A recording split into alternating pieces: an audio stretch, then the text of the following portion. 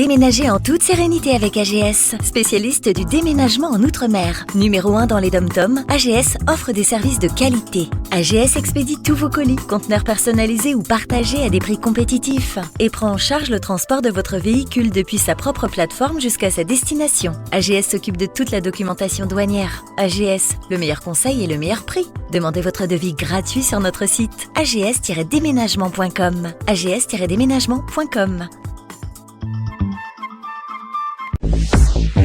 Hexagone Actualité.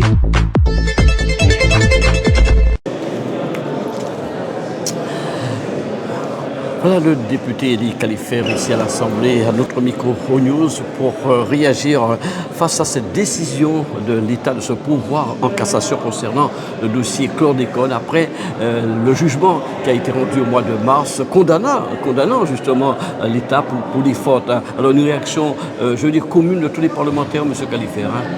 Absolument. Il fallait qu'on réagisse, disons, collectivement, et on l'a fait. Et je dois nous féliciter avec les députés martiniquais. On a une décision,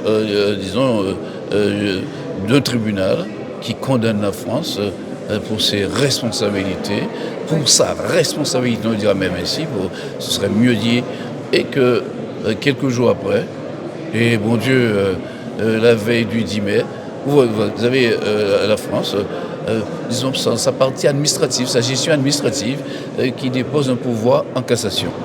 Ce qui met, disons, en balance la parole des hautes autorités qui nous disent, et même le président Macron qui avait reconnu une part de responsabilité de l'État dans ce scandale du chlordécone. Donc il fallait s'insurger, nous l'avons fait, disons, collectivement. Et là, maintenant, nous devons dire quel jeu joue l'État dans ces différentes strates. C'est ça la question. Donc si je peux continuer et vous dire que nous devons nous rencontrer le ministre Valls jeudi sur, disons, une thématique vie chère, on ne manquera pas quand même de pouvoir l'interroger sur la ligne du gouvernement sur le scandale chlordécone. Est-ce que cette France, qui est une république toujours, entend bien la douleur, la souffrance de ces enfants qui se trouvent dans les territoires ultramarins, et particulièrement la Martinique et la Guadeloupe? Et je crois que là, manifestement, on doit faire œuvre commune, Sénat et Assemblée nationale, afin qu'on fasse triompher, disons, cette première PPL que nous avions déposée il y a plus d'un an maintenant, qui a connu une fortune particulière avec celle que Théophile a déposée, et je crois qu'il sera repris, c'est pas je crois qu'il sera repris par le groupe socialiste. Et là maintenant, il faut trouver une stratégie qui nous permettra, disons, d'avancer avec le soutien des associations, tout en nous-mêmes, en soutenant les associations. C'est une œuvre collective pour nos territoires, pour ces personnes qui sont, c'est quoi, 1286 plaignants, 9 personnes qui ont été indemnisées par le tribunal. La reconnaissance a été faite par le tribunal de Fort-de-France. Il n'y a pas lieu à crier scandale pour que la France puisse se pouvoir en cassation face à une blessure ainsi, face à une autorisation. Et quand on sait ce que l'Amérique avait fait tantôt, il y a vraiment au niveau national une difficulté à reconnaître que ce serait trompé. Quand je le dis, je le dis en dehors du gouvernement présent, de l'État. C'est la raison pour laquelle j'avais parlé de la République. Il y a une conjonction, une conjugaison, on va dire, d'appréciation très négative, peut-être parce que c'était l'outre-mer. Oui, très mécontent, parce que d'autant plus que personne ne peut comprendre que l'État fait montre de tant de tergiversation, d'hésitation et d'artifice pour ne pas reconnaître sa responsabilité, alors qu'un texte a été adopté à l'Assemblée nationale sur cette question, porté par notre collègue Califert. Ce que je ne comprends pas, c'est que l'État introduit un recours devant la Cour de cassation, la Cour administrative et la Cour de cassation, sur le fait qu'on puisse indemniser 9 personnes sur 1800 et quelques personnes qui étaient demanderesses. Alors je comprends d'autant moins que finalement, lorsque l'on a signé pour continuer l'épandage du chlordécone, et ceux qui l'ont signé à la demande de certains planteurs, à la demande de certains bananiers, et savaient pertinemment que ce produit était dangereux et interdit.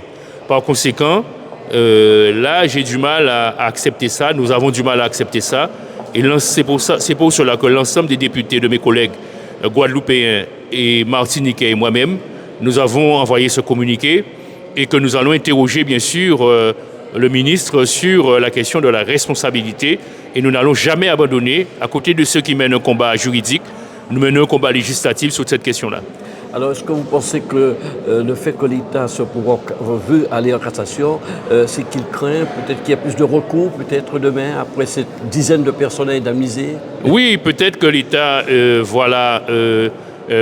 risque de jurisprudence, mais nous disons qu'il y a dans la République un principe d'égalité et un principe de responsabilité.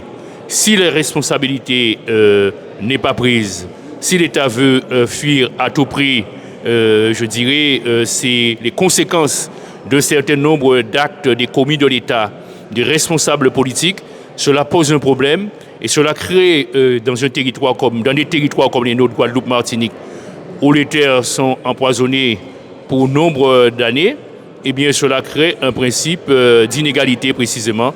Et là, que l'État ne veut pas reconnaître. La Béatrice Bélé, notre compagnie ici à l'Assemblée, pour une réaction aussi à propos de ce communiqué commun des parlementaires concernant le dossier chlordécone, puisque vous le savez, l'État a décidé de se pourvoir en cassation. Une réaction, Madame Bélé? Écoutez, c'est inadmissible.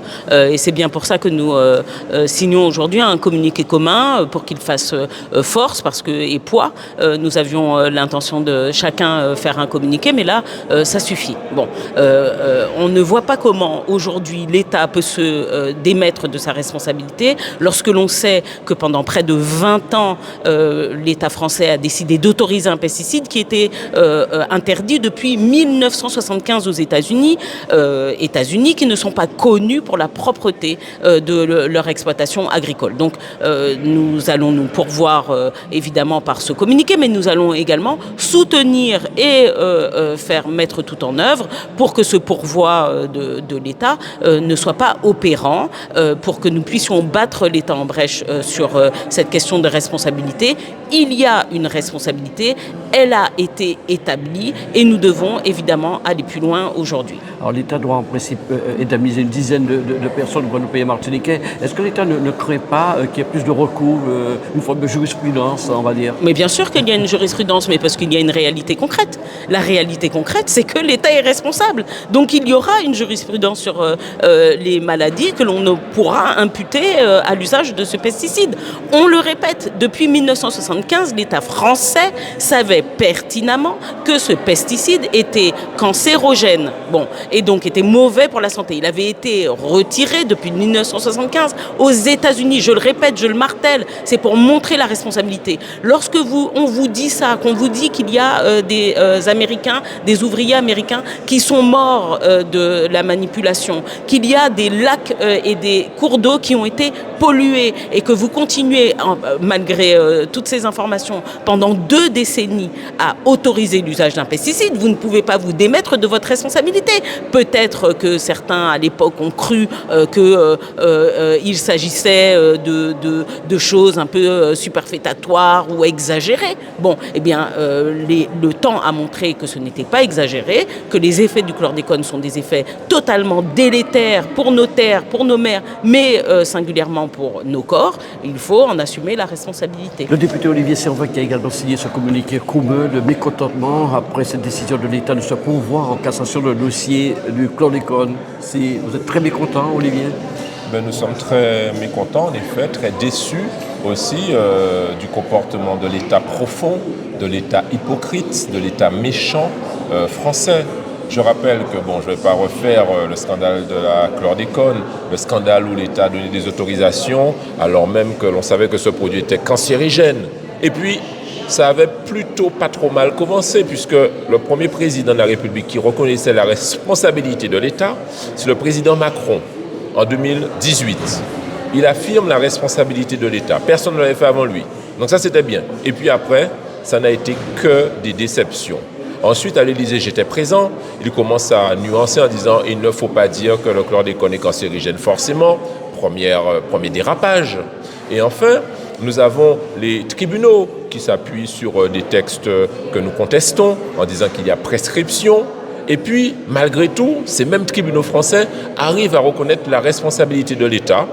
Alors, au lieu que l'État profonde cette administration, je dirais, sournoise et méchante et irrespectueuse des souffrances des peuples, accepte cette responsabilité gentiment, sans faire de vagues, et bien là, en catimini, 2 jours avant la prescription, il se pourvoit en cassation. C'est scandaleux. Et je voudrais savoir, et c'est une question qui sera posée au gouvernement, qui a décidé de cela, qui a validé de cela, et pourquoi il y a tant de mépris pour les souffrances des hommes et des femmes qui mourront aujourd'hui. Je rappelle que le taux d'incidence du cancer de la prostate, du cancer de l'utérus, des malformations des enfants est 4 à 5 fois plus important en Guadeloupe, en Martinique que n'importe où ailleurs. Que les plans chlordécone 1, 2, 3, 4 sont largement insuffisants, qu'on ne connaît pas aujourd'hui la cartographie précise des terres polluées, qu'on n'a pas de plan de dépollution des sols, que même si j'ai fait passer des tests de chlordéconomie, aujourd'hui on ne sait pas quelle est la trajectoire voulue par l'État sur l'indemnisation des victimes, et pas que celles qui travaillaient dans les champs, parce que beaucoup étaient non déclarées et beaucoup sont mortes. Donc effectivement, avec mes collègues parlementaires, je suis scandalisé, déçu, et nous n'en resterons pas là avec l'État, et j'espère que juridiquement nous gagnerons. Une mobilisation des parlementaires sur ce dossier. Mais c'est le cas. Nous sommes largement mobilisés, nous avons co-signé largement, et maintenant, avec la société civile qui a été mobilisée avant nous et qui est mobilisée avec nous, et nous avec elle, on ne lâchera rien sur ce sujet. Outremernews.fr, le site de l'actualité Outre-mer, 24 heures sur 24 et 7 jours sur 7. Retrouvez la chaîne Outremer News sur YouTube.